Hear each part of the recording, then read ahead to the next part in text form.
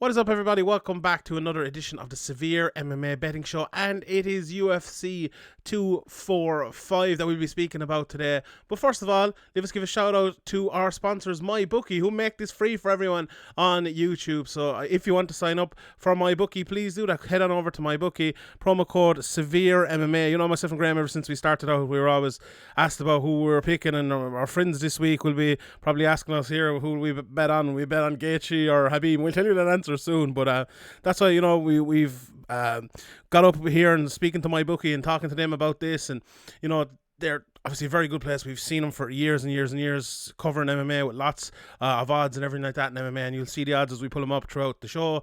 They have NFL, they have Premier League, Champions League. If you want to bet on the mighty Man United, you know, to win everything, bet them over at MyBookie. So yeah, it's a great place to go for them. They have, as I mentioned, NFL and all, everything like that. And congrats if you're one of the ones to get on the early season odds for that. So sign up at MyBookie today. You can use our promo code SevereMMA, as you can see up on screen there, to claim your deposit match. So if you go in, sign up for MyBookie, you put 200 quid into your account, you'll get another 200 quid back from MyBookie. So that's, I think it's a very good way if you want to, you know, if you're thinking of going hard on Khabib today or tomorrow even, and you want to you want to double up that bet, that's the place to go. MyBookie, it's designed to give you a little bit of help when you're starting off your account. So use the promo code SevereMMA, stacked UFC cards. There's even a presidential prop bet on it. All sports and more await you. Sign up today and begin your season exclusively with MyBookie. Use the promo code SevereMMA. Graeme, how are things? Fine day for it here. Big card coming up tomorrow. A lot of people are calling it the biggest card of the year. What do you think? Do you think it's the biggest UFC card of the year tomorrow? Yeah, I think it's definitely up there, you know, and I think we're probably going to get into it now. I think Khabib weigh-ins are always interesting, especially this one's ridiculously interesting, you could say. Yeah.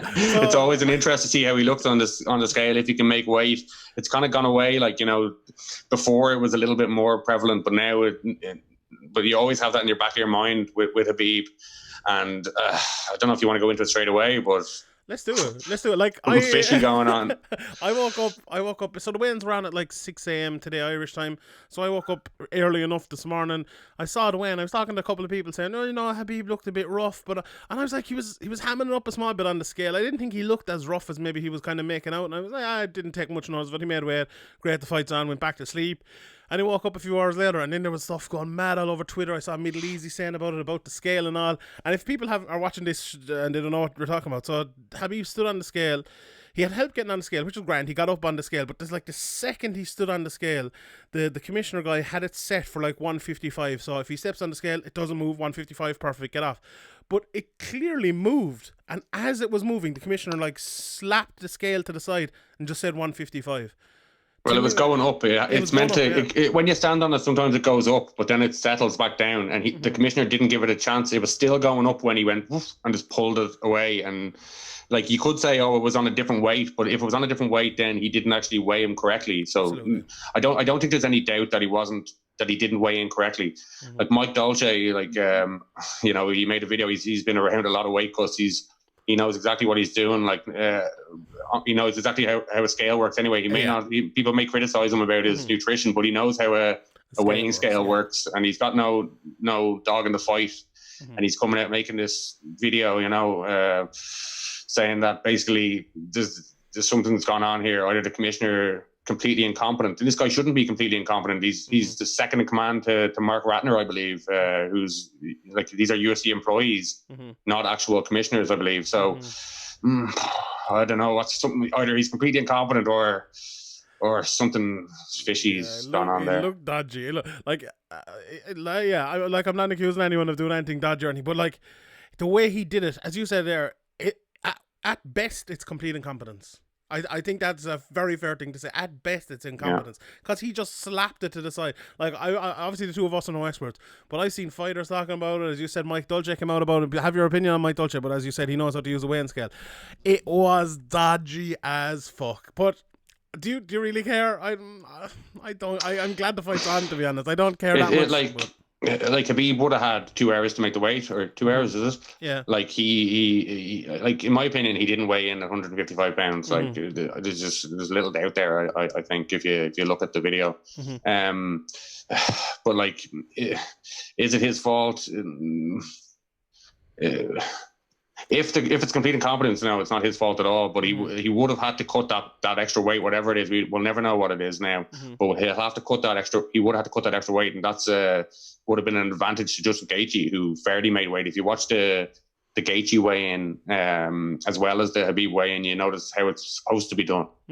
And he definitely made weight. So it's very strange that the commissioner operated the scale completely different for Khabib than he did for all of the other fighters. Yeah, everyone else. Yeah, I watched a couple of the other ones just to see it, and it seemed like he didn't do that for. Maybe he did it for someone else. I didn't watch all of them. I'm not gonna lie and say I did, but I watched a couple of them, and yeah, it seemed like he knew what he was doing other than that. But we'll probably hear no more about it. You know, this has happened a few times before. You know, remember the GSP. You know, this fight could go long. You know, this fight could go long. This is not like a walkover at all for Khabib. This is going to play a huge factor in the fight. Like if for example somebody who wasn't widely liked like Khabib did this, somebody who was the villain did this, to be a completely different reaction. Yeah. Imagine if it was Colby Covington. People would have been, there'd be consternation, like there absolutely would be. But what do you think anyway, like apart from that, how do you think Khabib looked on the scale? Like I think he was hamming. I think he looked shocked to make weight, or like very surprised, very thankful to something, or it wasn't a reaction of I'm standing on here early expecting to make weight. Yeah. It wasn't that reaction. Yeah, so I think he was relieved, more, or shocked and relieved. Usually, I'm no body language expert, but usually when people get on early, they're either made 155 and they're ready to go, or else they're like, 159 and they're like, right, I'm probably not going to make the weight. Let's do like 15 minutes. We'll see if we can make a deal with the commission and with the fighter and stuff. But you can pick out whichever one you believe it is. Well, does this make sense that he would have went there to weigh in first, because then he can weigh in the official window, get the couple hours after the window, so he could go to like an athletic club or a gym or whatever and cut the extra weight? Yeah, maybe. That would make sense to why he weighed in first if he wasn't on weight. Yeah, that's kind of saying. We've seen it before. Like, we've seen lads miss weight and then they have the full 2 hours to kind of get it again or whatever. And like some lads just take the chance as well. Let's be honest. Yeah, maybe the scale out there is different to other scale. And obviously, there's no gyms and stuff. They're all doing it in the hotel, but the same point stands, I suppose. But yeah, however, I didn't think he looked as bad as maybe he was letting on. So how will it affect the fight? We'll see. But he's a big 55er. Like he cuts a lot of weight if like sources are to be believed around this fight and around all of his fights. So this is a huge advantage for Khabib. Like people playing it down probably don't realize how close to like death these fighters go to make weight sometimes. Like seriously, like I've been there a few times with guys to cutting weight, and it's not easy at all to cut those extra few pounds, even if it's only 1, 2, 3, whatever it is. Yeah, 100%. I suppose we better get into the betting. So, and we might as well start the main event, because we're differing in the main event. We both have bets on it over at my bookie. So you have. Does the Khabib weigh-in situation put any more doubt in your mind that he has another advantage that he didn't have, in your opinion?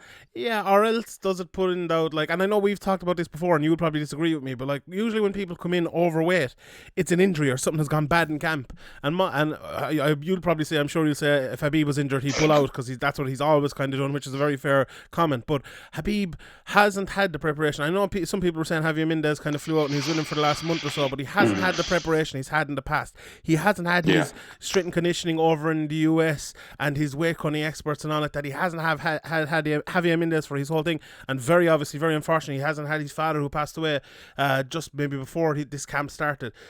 It's like, put all of that together, put a likely weight miss together with that as well. I think it actually furthers my argument to pick Justin Gaethje. Now, I might be wrong. But I think missing, if like he didn't actually miss weight, so like officially, so we don't like, but if what is being said or seems to have happened, I think that it definitely is an advantage. He's a guy who it's not that he's, I think he always stays in shape. He's not one of these guys who gets way out of shape and has to cut unnecessary pounds. He's just a really big guy for the division. I definitely think this would make me more confident in my Khabib pick. Yeah. I definitely don't think this is any kind of walkover at all. But I do think I do think this is another advantage. Yeah, so my pick, we'll just look at the odds quickly here on my bookie. My pick is Justin Gaethje straight up at plus 255. I just think he's going to win. I'm not going for a round running. I think that's a good enough price. And you're going, Khabib is minus 330, but you're going for Khabib to win by a decision at plus 250, which, to be honest, I think is a really, really good price as well. Do you think it'll go all the way? Yeah, like I think it will. I think it's hard to know where Justin Gaethje's wrestling is. Like, he has the NCAA Division 1 like thing, but when has he used it in MMA? And we've seen guys who have way better wrestling credentials than Gaethje come into MMA and not be able to use their wrestling.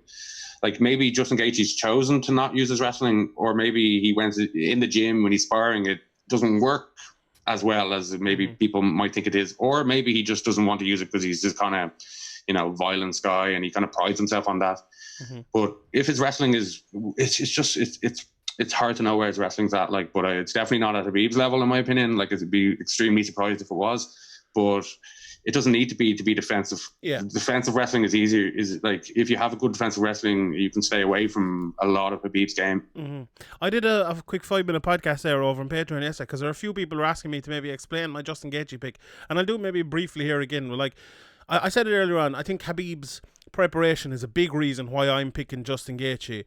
But I think a big reason as well is, right, you need a certain amount of things to beat Khabib Nurmagomedov, right? You need the basics is the first thing you need to beat Khabib. You need good defensive wrestling. If he pushes you against the cage, you need to get that overhook. You need to get the left hand, your left hand on Khabib's right hand, or the other way around, whichever way you do it. I think it's actually better off if your left hand has the overhook, and in your right hand is. I might look backwards here. I'm not sure on the camera, but you know what I mean. We see it. McGregor did it in the third round against Khabib. Israel Adesanya changed his whole career by doing that. He stopped guys taking him down because he can do that.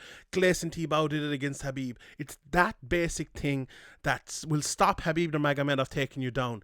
You need to meet him in the middle of the cage, then. You need to attack him. You need to go forward and land big shots. I've watched loads of Khabib fights this week. I've seen a bit of analysis, which I'm not used to doing here recently, but I watched a bit. I think Chael was talking about it and a few other people, and Chael's picking Khabib, I know, but I think a few people were kind of saying that you need to stop Khabib taking you down, push him forward. If you watch the Poirier fight, I think it was the second round I did on the rewatch this week, Poirier started throwing hands at him, and Khabib was there, and he was just eating him with his face. We talk about Khabib, and I think his striking is better than people let on. But if you have someone who is used to being in the war like Justin Gaethje, Khabib is going to struggle there. There's no doubt about it. And another thing here before I throw it over to you again, Graeme, maybe we'll move on from the fight after this, but the thing about Khabib and Gaethje, the big difference between them, okay, you can say the wrestling and the domination, Khabib has been purely dominant. You can say that as a positive for Khabib, but you can also say it as a negative for Khabib. Look at Michael Johnson versus Justin Gaethje. He was down in that fight. He was out in that fight. Johnson knocked him down. Everyone thought, oh no, this guy coming in from World Series of Fighting, but he fought back and he managed to get back and he managed to win, and he's done that in previous fights, and he's lost fights and he's came back and he's won them again, and that's the mark of a really good fighter and the mark of someone who can go a long way. Khabib has never had to do that. He's never bled in a fight. He's never been 2 rounds down in a fight or a round down in a fight, or he can't get a takedown and someone's destroying him, and he has to put the will to fight on. Like, let's say McGregor against Diaz, he lost the first fight and he had to come back and win it in the second fight. And you can say, Khabib is so good he might never have to do that, which is a fair enough thing. But what if he does have to do that? What if he gets his arm broken like John Jones did against Vitor Belfort and he has to fight back? Does he have that in him? And that's a question that I probably think he probably does have it in him. And I think he will come back and I think he will fight back. But we don't know that until it happens. But we do know it with Justin Gaethje. And that's one thing that makes this fight really exciting for me, because Justin Gaethje is a guy who will never give up. If Khabib takes him down for the first 4 rounds, he'll keep fighting in that 5th round, and he will keep making him fight throughout the whole fight. And that's, to me, like, I might sound like I'm cutting a promo for the UFC here, but it's a great fight, isn't it? Yeah, well, I'm picking Khabib, but I definitely think that, like, a lot of what's going on with Khabib, especially his father, I know he's like MMA coach kind of, really, but besides all that, obviously he was very close with him, and that has to take your concentration away from full focus. Like, it's obviously a very traumatic time, no matter how tough or hard or whatever you are, it definitely affects you. So, as I said, I'm picking a B, but if you're looking for reasons to pick Gaethje, I'd say that's one of them as well. Yeah, 100%. So the other fight we're picking, our next bet, obviously we're giving our top 6 bets here. So Graeme has gone for Khabib by decision as his first bet, and I've gone for Gaethje just straight up. I'm on plus 255. My one, Graeme is plus 250. And our next one here is we're both going for Robert Whittaker. So you're going for him just to win at minus 115, which is, you know, a pretty good price, I think, just straight up. And I'm going for him to win by decision at plus 225, which I think is a good price as well if you're over at my bookie. I know. I think I'm pretty sure that. Hold on, I'll just pull it up here. Maybe we'll be able to see it. But I'm pretty sure that Jared Cannonier. Oh, actually, Jared Cannonier was favourite during the week. But if I pull it up here on my bookie, they're both minus 155 now, which I think is very interesting. Like I'd favour Whittaker big style in this fight. I think he is. I think he's a way better fighter than Jared Cannonier. Now Jared Cannonier is a good fighter, but do you think the same way as me? Obviously, you're picking Whittaker as well. Yeah, I was surprised to see the odds. Like, I know Jared Cannonier is, like, we kind of joked about him there with Adesanya. He obviously has a really good, or a couple of podcasts ago, when saying it was a bad call out by Adesanya. But he's obviously a very good fighter. But I think, you know, Whittaker is, if he's anything like he was before, I see him winning handily, to be honest. Yeah. Maybe I'm missing something here. You know, maybe I'm doing to Jared Cannonier what I've done to Cannonier even. Yeah. Sorry, to Jan Blachowicz. I'm going to fuck up all the names. But, yeah, I'm turning into Noah McGrath now. I'd never be that bad.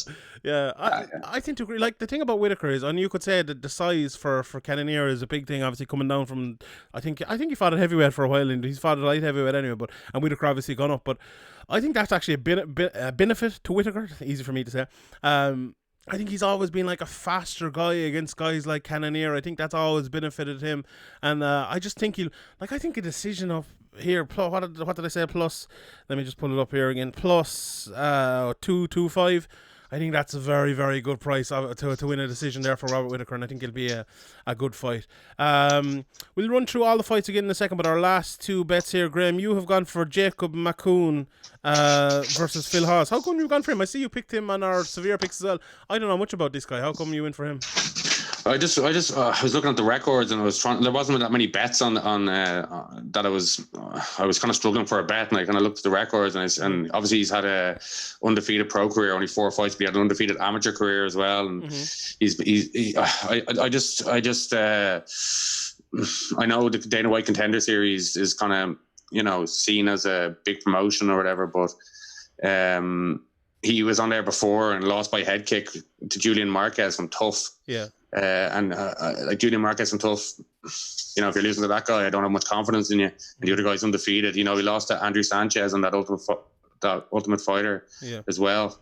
So when he's come up against decent guys, and Andrew Sanchez has actually improved a lot, but this is back 5 years ago or whatever. So back then Andrew Sanchez was not really a rounded MMA fighter at all. Yeah. So it's more about Phil Haynes than anything, to be honest. Yeah, like he was this guy that came through. I hope I'm not making it up because I've said this like 3 times now, but he was the guy that came through at Jackson Wink, and everyone thought he was going to be like the next John Jones and all, and he kind of struggled a bit, but then he came back, and now he's doing well again. So he's one of them. Like, is he going to be great or is he not? And I suppose we'll find out maybe, or we'll start to find out here anyway. So that's your last one there, and my last one. I'm going straight up here for Nathaniel Wood plus 140 to beat Casey Kenny. I know Casey Kenny's a good fighter and been around a long time, and you know we saw Nathaniel Wood was kind of thrown to the wolves maybe a little bit too early a couple of fights ago, but I still think Nathaniel Wood is a very, very good fighter. I still, you know, it'll be a bit of a shock, I suppose, to people if he does win here at plus 140, but I like those odds, to be honest. I think Nathaniel Wood's boxing is going to be very good. I think his wrestling and his jiu-jitsu is very good as well. We've seen him win, if I'm not mistaken, by a couple of times by submission over the last few years. So, like, I think maybe if people hadn't seen Wood on the regional scene, which I suppose, or the Cage Warrior scene, I suppose it's unfair a bit to call it the regional scene, like us, maybe they'd say it a little bit differently. But I think having, you know, the advantage of seeing that, maybe I talk him up a little bit too much, but I think he's a very, very good fighter, and I think plus 140 here against anyone in that division not in the top, you know, 3, 4, 5. I think Nathaniel Wood is worth a bet there. What do you think? Yeah, I definitely know where you're coming from. You know, he definitely kind of, we said, I think we said it before his UFC debut that you know, these guys aren't being brought in the way Joe Silva used to bring them in. You know, kind of slowly build people up, kind of, you know. use the hype that come from, for example, Cade Warriors or whatever, to kind of, you know, get their feet wet in the UFC slowly. But now it seems that you're just being thrown in there. And obviously he's bounced back before in his career, so I don't see that being a problem. I think I'd probably pick him as well. But it'd be interesting to see some guys, you know, come to the UFC like Tom Duquesnoy, and they just never do it. So we'll never fully do it. And there's loads of examples, but I definitely wouldn't put Nathaniel Wood in that category yet, and I'd probably pick him here. Yeah, I think I probably will too. Right, before we, those are our 3 bets each, and obviously we'll have them in the description here and everything like that. But before we go, let's have just a quick run through on the MyBookie website here and see all of the prices for all of the different fights and the overs as well. Obviously, there's some match bets there again. So we obviously talked about Gaethje plus 255 against Khabib minus 330. The over in that fight is 4.5 rounds. So, you know, if you want the over there, I think that's, you know, Graeme, you reckon it's going to go decision? I'm not sure, but that's not a bad bet there at all. Cannonier and Whittaker plus 155 with the over is 2.5. As Vinny doesn't like that, does he? He doesn't like that. The Walt Harris plus 155 against Volkov minus 185. I like the under there, under 2.5 rounds minus 130. I think I've picked Volkov to win by decision, but you know the under there and the heavyweight fight is not a bad bet at all. Malkoun as Graeme picked plus 195. Phil Hawes minus 250. 1 point, a round and a half there is the over under. So yeah, it's, you know, they're not bad ones there at all. Lauren Murphy minus 210. I think that's a pretty good price against Shakirova, who's come in on short notice. The over there, and you know we. I was thinking of going Murphy by decision, but then I didn't know much about her opponents, so I just stayed off it. That over there, 2.5 rounds. Maybe if she's coming in short notice, the under might be the job. Plus 320 under. So if the fight finishes, say in the second round or in the first round, you will win that there. So that's an interesting price as well. I think Kutalaba and Ankalaev, if it fucking happens, this fight has not happened about 20 times. Plus 255 Ankalaev minus 310 with 1 round and a half. The over under. Tuivasa as well, 1.5 there. The 1.5 rounds the over under there. Stefan Struve minus 110. Tuivasa the favourite there, a little bit surprising I suppose. Nathaniel Wood in plus 140. Is that the price I had him at earlier? It is, I think. Put minus 170 for Casey Kenny. Alex Oliveira minus 110. Rachmanov minus 120. Sam Alvey plus 255. You never know about Sam Alvey, you know. And Da Un Young minus 330. These other bets here, Georgia plus 325, minus 425 for Maverick, and Joel Alvarez in, I believe he missed weight today, minus 170. Yakalaev plus 140, and that's the first fight on the card. And Graeme, so I threw it out to the people over on Twitter to throw us their best bets for UFC 254. Let me throw a few of these at you, and we look at them here on screen as we do. Eric Burak, who I believe used to be a work over at Bellator. Gaethje, Whittaker and Walt Harris parlay. You know, if he bets on that and that wins, that's a lot of money there that man is going to win, so fair play to him. Phil Murphy over the ESPN. Whittaker at 10 to 11 or better, I like that, and he goes for the over-under. Gaethje Khabib he goes for the over at 6 to 5, which is a good bet as well.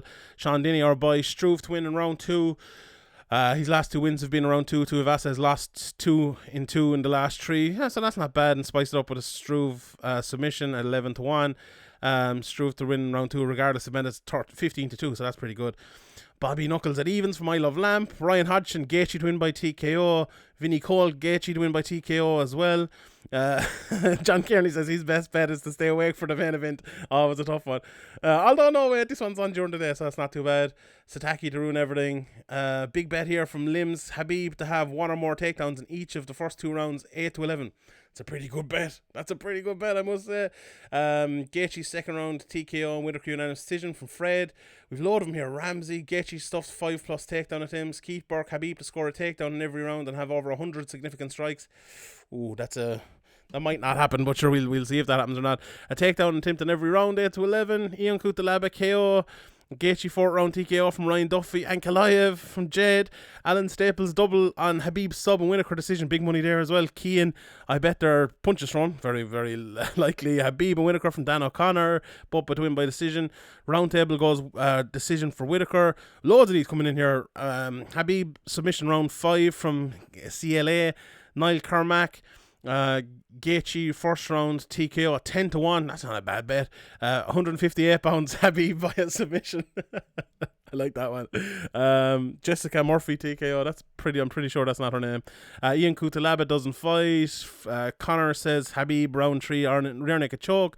Marshy Khabib in round 2. And the last one here, Cannonier Whittaker doesn't make it to round 2, plus 250 has to be really good value. So yeah, if you like any of those bets, obviously let us know in the comment section here or over on Twitter what you're backing. You can follow me at ShantiNBA, Graeme at SevereMMA. Sign up on Patreon. This show is usually on Patreon, patreon.com/SevereMMA podcast. But very much thankful to our sponsors, MyBookie, who have made it available for free for everyone. And use the promo code up there, you see it, SevereMMA. Head on over to MyBookie, up to $1,000 matched. Pretty good. If you want to put fucking $2,000 on Khabib, you only have to put $1,000 in. You can put it all down on him this week. So bet responsibly, though. Please bet responsibly. Graeme, that's it from us. Thank you very much. Any crack before we go? No, just if you're gonna put a few bets on, you might as well support us and get a double your money deposited in. 100%. MyBookie, BOOKIE. Yeah, I haven't spelled right in the screen here. I have, but yeah, that's it from us. Thanks everybody for listening and watching. Patreon.com/SevereMMA podcast. SevereMMA.com. We'll see you all next time. Good luck.